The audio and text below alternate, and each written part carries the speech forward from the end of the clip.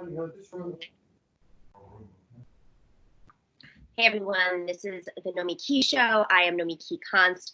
Hope everybody is safe and healthy. I am live here from my grandparents' living room in Tucson, Arizona, aka my new studio.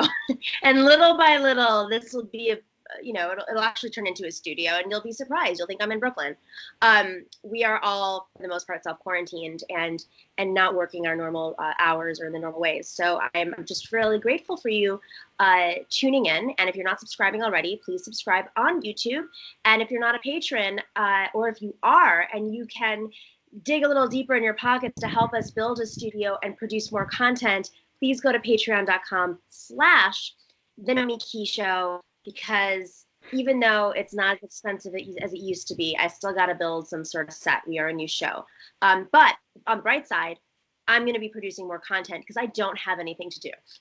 So really, really dangerous when you put curious minds and active people in a house contained. Speaking of boredom, Sam Finkelstein, our Follow Their Money contributor, has been literally canceled from Twitter. His Twitter account was Cancel Sam, ironically, I guess. And he was reported by, I assume, Nero trolls, because they're doing this, all over Twitter right now.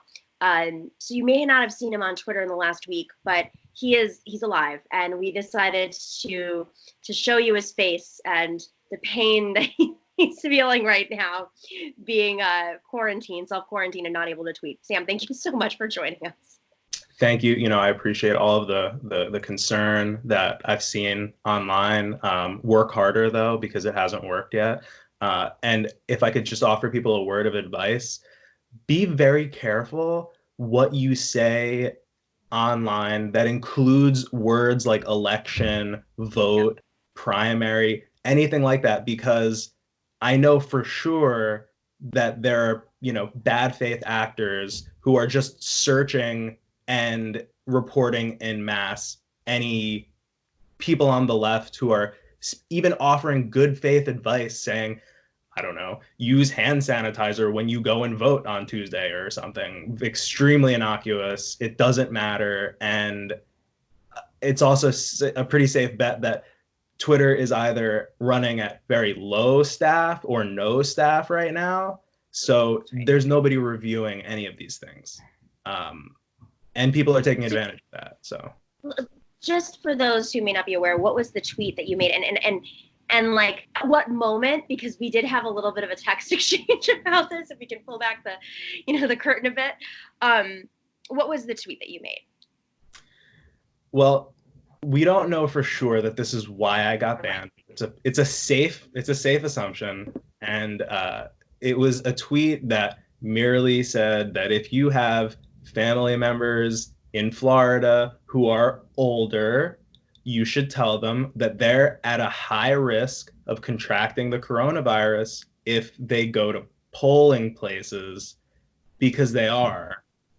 And this has since become mainstream medical advice. But anyway, seniors are at a higher risk of dying if they catch this virus. So that's something they should know. And I also, several minutes later, included the instructions on how to vote by mail in the state of Florida. So, I mean, I think I covered all my bases there, but I think it was the moment they hadn't fully registered the contagious.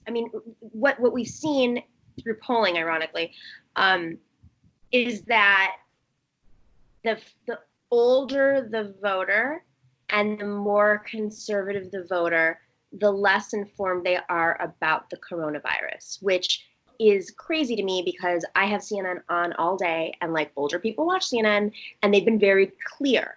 And younger the voter.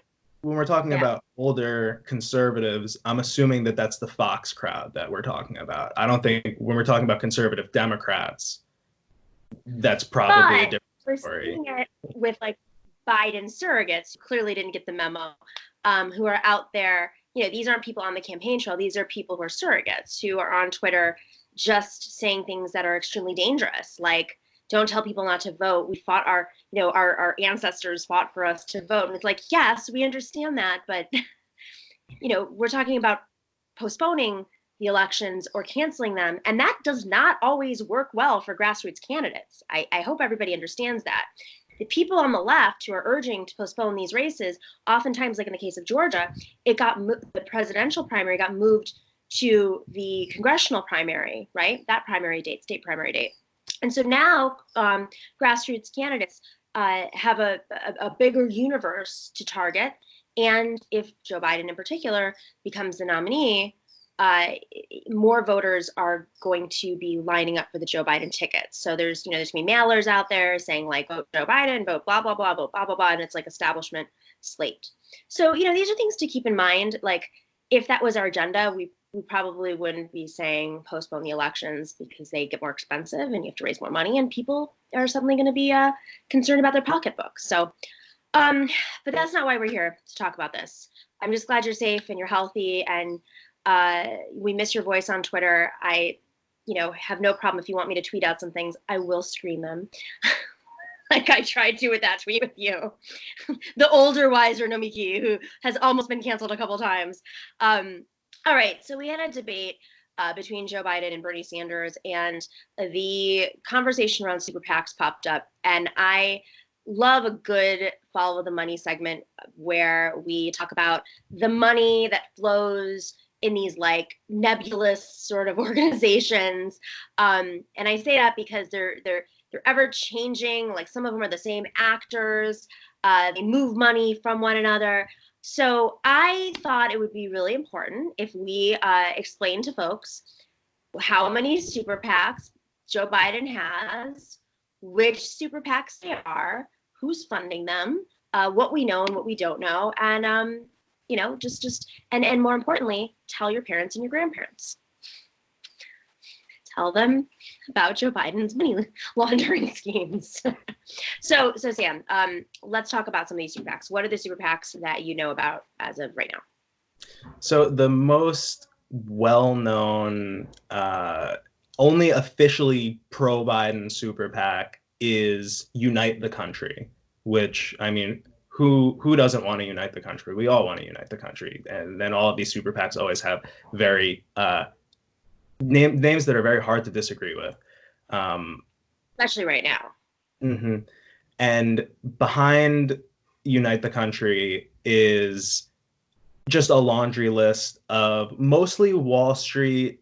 The biggest donors are all, private equity, hedge fund types, or real estate management types. But I mean, these are all people who are giving 100,000 is a small donation, 100, 250, 500, or even over $1 million from one person, right, which is legal. Right. So wait, let's pause on this for a second and let's go into just real quick explaining how a super PAC functions. Like how much money can people give? How do you find out who the donors are? Can you? Sure. So compared to giving to an actual candidate, candidates can only take up to $2,800 from an individual for the primary, and then an additional $2,800 for the general. And for a candidate like Bernie Sanders, that hasn't been a problem. From a PAC, not a super PAC. Right? Oh, I was talking about from individuals. Oh, I'm sorry. So yeah, but just as a side note, the candidates can take back money. I'm sorry. So super PAC, let's focus on super PAC specifically because It can get confusing. Sure. So a super PAC, it's an organization that can take unlimited amounts of money from corporations or individuals and spend them on behalf of supporting or opposing a politician. So that in practice means that the Persist PAC will buy $3 million worth of pro-Elizabeth Warren ads in California right before Super Tuesday, something like that. And they're not allowed to coordinate with the campaigns at all. And this,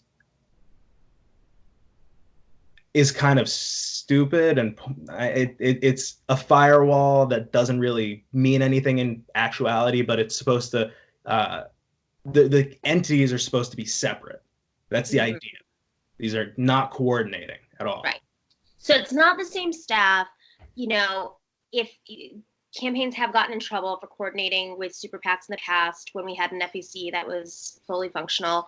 An example of how this works is on the debate stage. Bernie Sanders, it was a nuance that I'm sure a lot of people didn't pick up on, but Bernie Sanders said to Joe Biden, Joe, your super PACs have been attacking me regularly in the press and misleading me in their ads across, important states. And I think it's time for you to tell them directly right now, tell them on air to take those ads down, because he can't actually speak to them, and neither can the campaign.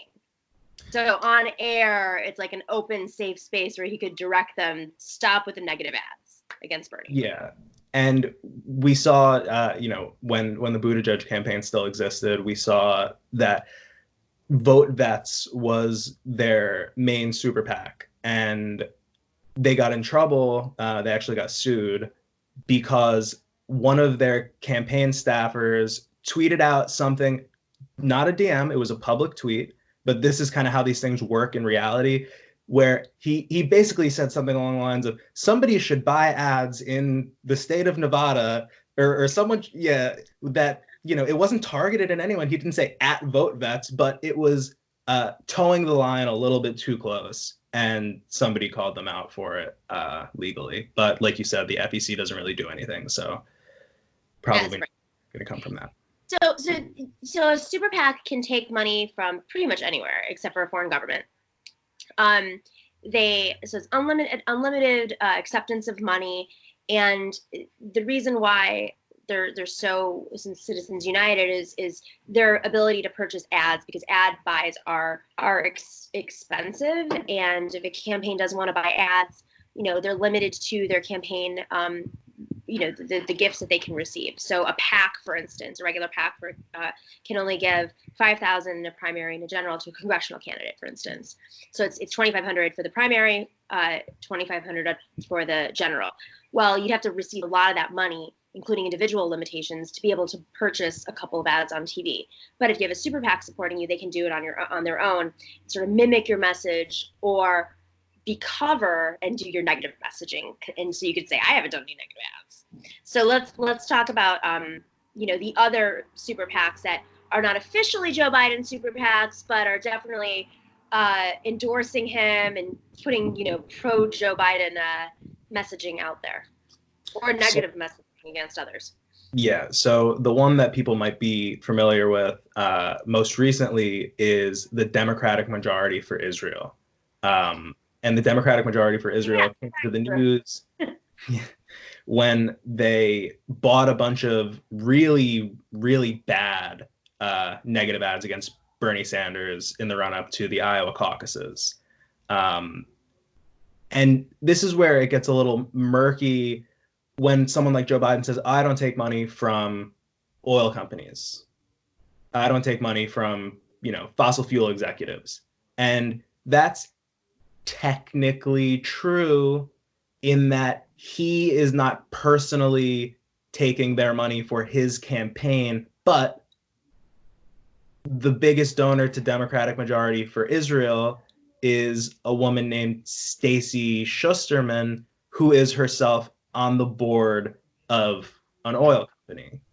So when Democratic Majority for Israel buys attack ads against the people running in the race who are not Joe Biden, specifically Bernie Sanders, it saves Joe Biden, $2 million that he would have had to spend doing that or doing something similar. So when it's accepting services in kind, so to speak, because he doesn't have to take a check from them if they're just giving the money to the person he would have given their check to.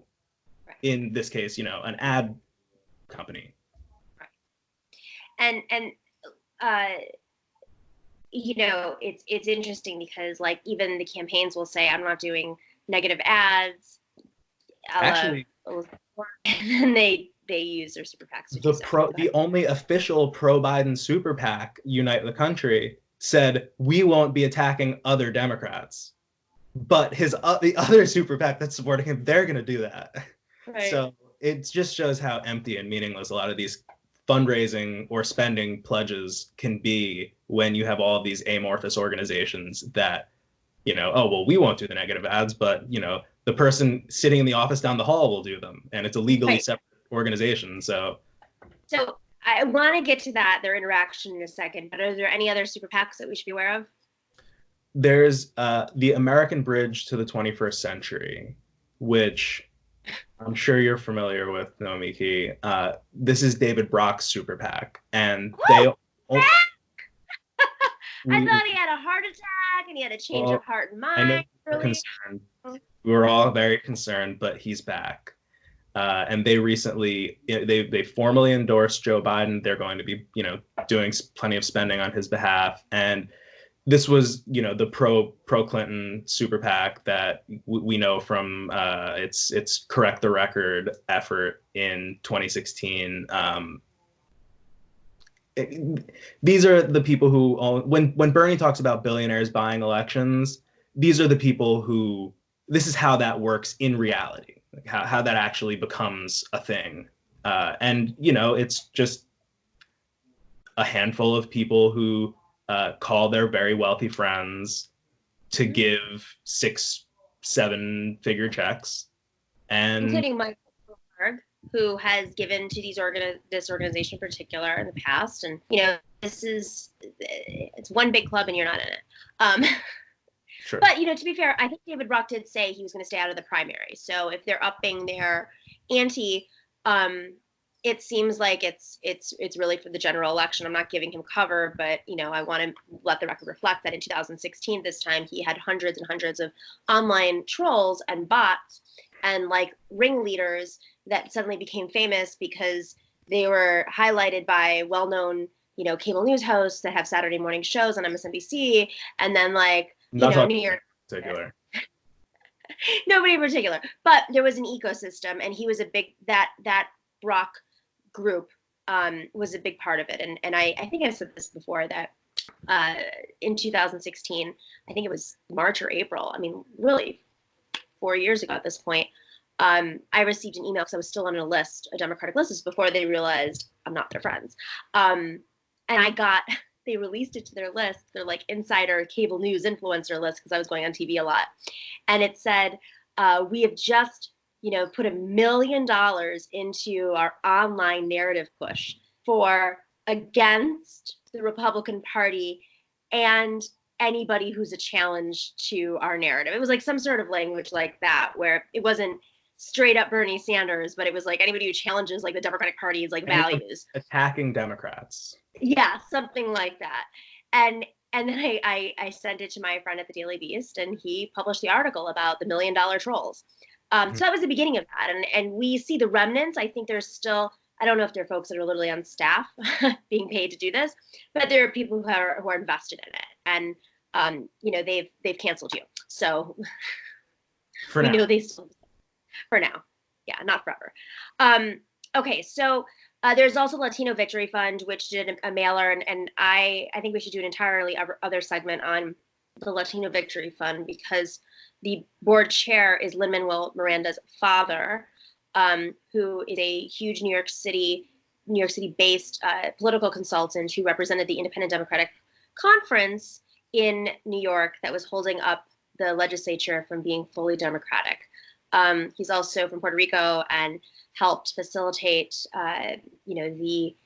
the support of the Puerto Rican delegation and sort of like the changeover. There was like a coup in the DNC membership there, so that the vote went towards Tom Perez and really, sealed the deal for Tom Perez. So, there's a lot of overlap. It was really weird because at the time I was reporting on both the IDC and Puerto Rico, and I was like, am I a conspiracy theorist right now? And then I was also reporting on the DNC. I was like, oh my God, this is crazy. You're like the forest. Everything's wrong with the Democratic Party. Yeah, well, Ryan Grimm ended up following through on the reporting, and he did it in his book, and so I felt vindicated. But I also realized I was highlighting, like, I was focusing on issues that were really important, I guess. So like you are. So now I want to talk about my favorite topic, which is the money laundering piece. Um, you know, super PACs, you started to touch on this, that they like, maybe they're in the same office building, maybe they're down the hall. But there are a lot of the same people kind of flowing in and out, and the money's like moving all over. Can you just describe that a little bit? Totally. So when super PACs do have to disclose their donors, and when you look at the super PAC, any big super PACs donor list, a lot of times what you'll notice is that there are other super PACs on there. And here's where the donor disclosure requirement becomes essentially meaningless if they want it to, because a lot of these people don't care if their name comes up on an FEC disclosure form, but there are still people who would either rather remain anonymous. There are people who want to give millions of dollars to both parties, and people might ask themselves why. If you believe in the Democratic cause, why would you support their? They don't. They don't believe in anything. They believe in power and buying it, and that's how you do it, is by buying both sides. So they might not want their names out there, whatever the case may be. And so what a super PAC becomes is just a filter to get their name off of it. And if my super PAC gives to Nomiki's super PAC, which then gives to Joe Biden's super PAC, well, that's one more layer that's keeping me from my name appearing on any spending in favor of Joe Biden. And that's really how this works. We saw this in 2016, and it may not even have been for cover of donors, or although it could have been. It was crazy to see how the joint fundraising agreements operated with the Hillary Clinton campaign, where you have the DNC and the Hillary Clinton campaign fundraising together during the primary, which is against the DNC's rules, and it is, again, it's actually banned now. But they were operating also like the super PAC for Hillary and the American Bridge, and correct the record. What was the one that he ran? There was another one that Brock ran. I forgot. Oh, how quickly we forget. What was that? Was it Barrett? No. Anyways, but they ended up moving the super PAC money to the DNC, and then the DNC would send the money to Hillary, and then it was just going in this flow. And you realized money was not going to state parties; it was just funneling down to state parties and back up to Hillary. But she would then say, "Oh, I've given," or Hillary would give the money to state parties, and then would go back up to the DNC, and then she could say, "Oh, I gave money to state parties, but they weren't staying with state parties." And that was a big messaging point against Bernie Sanders, like when they were attacking him for not being a Democrat. So the other side of that is there are all these transactional fees in between that, lawyers and accountants and compliance people and who knows who else take every single time that money moves. And it's a crazy industry. And on top of it, C4s can still give to super PACs, and C4s you don't have to declare who the donors are. So, yes. But there's limitations. Yeah. And I mean, this is much better reported on the right wing than on the nominal left so far. But anyone who's read Dark Money by Jane Mayer knows that, for instance, the Koch brothers and their whole network, I mean, it's almost impossible to keep track of all of the different nonprofits. And it's also, this is an easy way for them to not pay taxes too, because a lot of these donations are tax deductible. But, not the electoral ones, but make sure to say, not the electoral related ones. The C3 money is. Yes. But not the super PAC. Yeah. Yes. But on the Koch side. The side is about like tax schemes. Yes. Sorry, no, I get it. But one other thing about PACs and candidates. What this does is enable. You might remember at the beginning of the campaign, everyone was not receiving. They had all of these pledges. They weren't taking money from corporate lobbyists, or, I mean, you name it. All of the bad people. That Bernie Sanders doesn't take money from. No one else was either. Crazy. We all have grassroots funded campaigns. Look at that. But those people can just give to the PAC instead. And you wind up with a situation like Elizabeth Warren having the most super PAC spending on her behalf of any candidate in the race, but still saying, I don't take PAC money. Well, yeah, of course you personally don't take PAC money, but PACs spend money for you. It's really a whole other level, and it's hard to listen to as an audience member. And of course, this is extremely complicated on purpose, because most people, most even progressives don't understand this complicated structure. And it's really hard to debate that on stage because you get into nuance and people just, their eyes start to glaze over. So Joe Biden go on stage and say, I advocated for campaign finance reform when I was, 30 years old in the Senate. And I'm for Citizens United. They're all for Citizens United. But if they are, then you got to actually prove it. not when it passes. You have to be able to say, I'm not willing to take super PAC money. And so just before we close out, with that, Bernie is the only person who said, I'm not taking super PAC money. And they've tried to mislead the public by saying our revolution, which is not a super PAC, is spending money on behalf of Bernie as a super PAC. And Sunrise, not a super PAC, is spending money as a super PAC. These are just outside groups that have endorsed Bernie and are using their grassroots funded donations, with the exception of maybe the National Nurses Union. But again, those aren't donations that are from one billionaire. It's collective dues from union members who decide to allocate it into supporting a candidate. So I don't know. I mean, do you think that kind of messaging sticks when opposition tries to tear Bernie down with it? I don't think anybody really buys it who isn't already being completely cynical when they say it.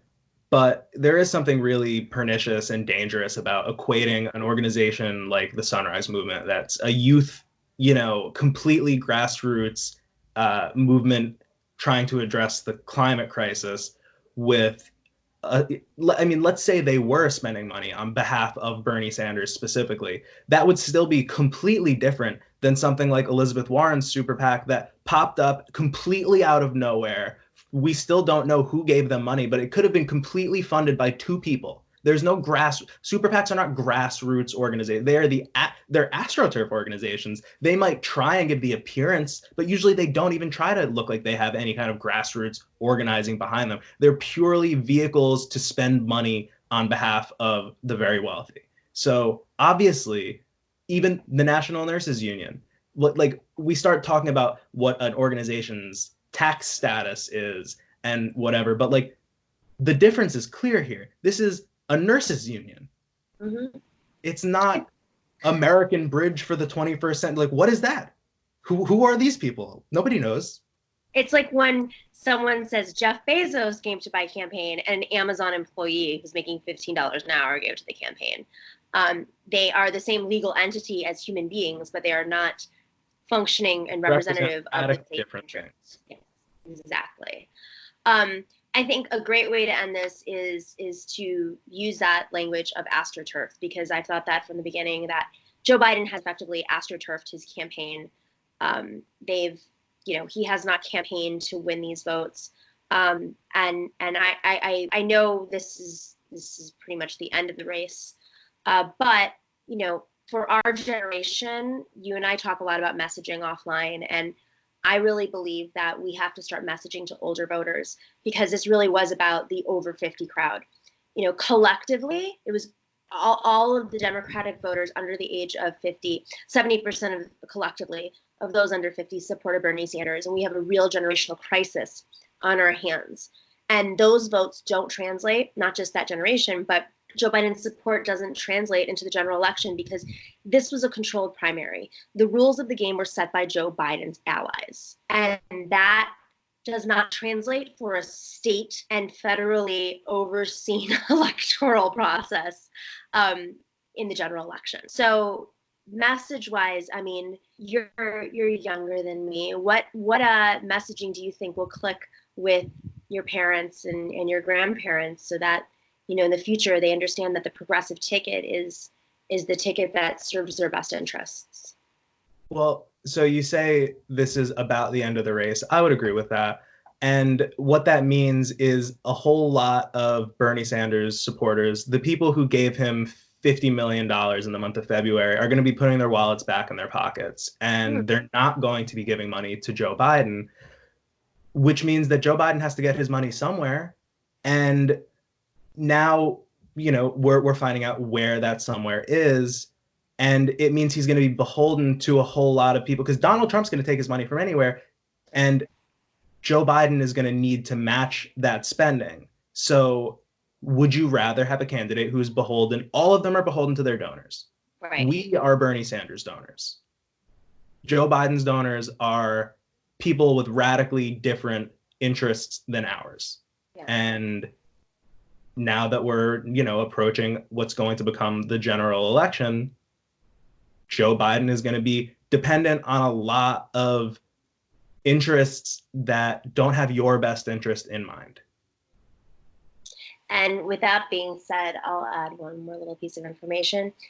Since we're kind of in this crisis state, these are the people who have built underground mansions with 10 years supply of food and toilet paper and independent water systems and healthcare staffers on hand because they can afford it. And I'm not making this up. I actually have interviewed folks like this that are billionaires.